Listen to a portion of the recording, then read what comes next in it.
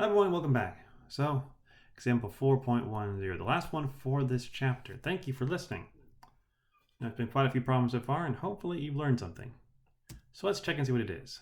Ooh, more difficult this time. It says a cylinder is supported by an inclined wall and a vertical bar. Now notice, there's two bodies. We're going to have two free body diagrams. Now that cylinder weighs 2,500 pounds. Okay, we know what that is. Determine the reaction at point A and the tension in the cable at point B. So I need that and I need that. Well, how hard could this be? It's honestly not that bad. However, this might look terrifying to you, and that's okay. If you get terrified by a problem, that is completely fine. Be terrified, but then go and rock that problem. Just go ahead and just take it out. So, with that in mind, let's work through this problem. Okay, let's see here. So, once, like I said before, we have two bodies, two free body diagrams, and you get equations for both, which is going to be super nice. So, we're going to draw a free body diagram, we're going to sum our vertical forces, and we'll sum our moments to find the cable tension. Shouldn't be too bad. Now let's check out this free body diagram. Okay, first free body diagram. Like I said, there's going to be two. Now when you have like two free body diagrams that are connected, the forces on those free body diagrams that coincide are always in opposite directions. Just think of it as like one continuous force, kind of like a dimension line that's connected, okay? So it's always going to be connected like that. Now, right here, we have the cylinder. We have this guy right here. Now, let's count the unknowns and see if we can solve. I have 1, 2, 3, 4 unknowns there. But I only have 3 equations, so I'm stuck for that moment.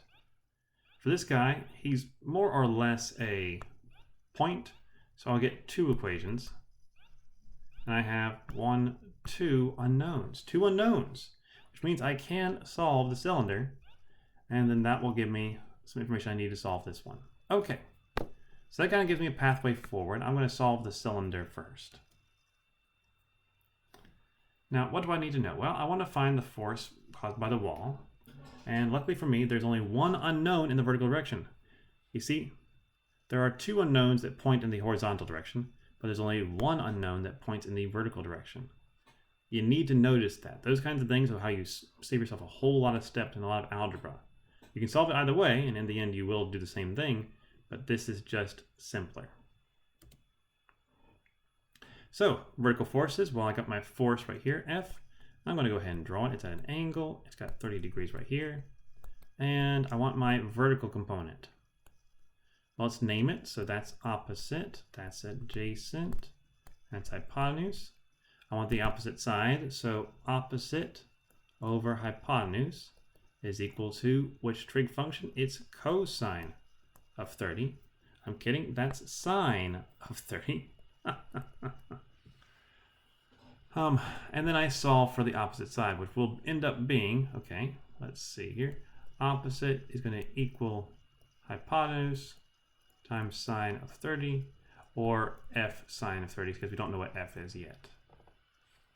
And the only other thing I have is the 2,500 pound weight pulling down. So when I solve, I get that f is equal to 5,000 pounds. Now I know what f is. So it means if I look at my horizontal direction, I only have one unknown now. So I gotta get this adjacent component. I know what f is, so I can replace that with 5,000. And adjacent over hypotenuse is cosine of 30.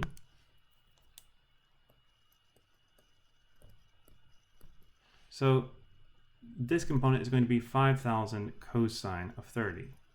Then I have n pointing in the exact opposite direction. So n's 4,330 pounds. Now that helps us because we had 4 unknowns over here, but now we only have 3. 3 equations, 3 unknowns, we can solve. And if we're careful, we can avoid algebra. Say it with me, I hate algebra, let's avoid it. I don't hate algebra all that much, but I like to avoid it if I can. I'm lazy, not just spiteful against algebra. Okay, now usually I start with summing the moments. That's my favorite equation, to sum the moments around a particular point, because I can get rid of stuff. Like in this case, I can get rid of these two unknowns by taking the moments about that particular point. It just makes things simpler for me. So I take this moment around point A. I'll have two things causing that. The horizontal component will have a moment. The vertical one will not, because that goes straight through my point. And this force will have a component. So 4,330 times 4, good, minus the tension, cosine of 30. Showing why we got cosine of 30, let's draw our triangle. That's t. This is adjacent over hypotenuse, which is cosine of 30. And if I solve that, I get that t is equal to 2,500 pounds. Now I've got one force in the horizontal, a component in the horizontal, and then an unknown in the horizontal. And I know all of them, so why don't I go ahead and plug it in. So 5,000, that's in, minus 2,500 from the t, minus my unknown component, gives me that my horizontal component of A is going to be 2,165 pounds. And then that leaves me with one last unknown, which, lucky for me, there's only two forces in the vertical direction. There is the component of t, which is in the vertical direction, which is going to be 2,500 sine of 30. And then I have my unknown vertical component. I know those are going to be equal to 0. So if I solve, I get that this is going to be 1250. So these problems, they look really difficult, but they're not terrible. They're not terrible, they just take practice. And the more you do, the harder you work on doing these problems and practicing these examples, the better you will get at them. So please, please try them again and again. Go through your book, look at the examples, try the practice problems. And if you get stuck, come to class with questions and we'll do them together. So thank you for paying attention. Thank you for listening. And I'll see you all next time. Bye-bye.